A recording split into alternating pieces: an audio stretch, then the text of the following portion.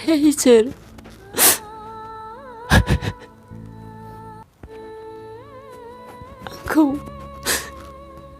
aku minimum ke sana maman sana gue.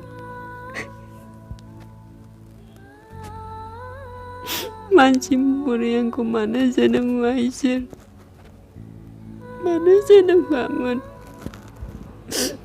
Ang bangun mai di mini kuci thang na than lu di sir. Maaf mau temenang sir ni.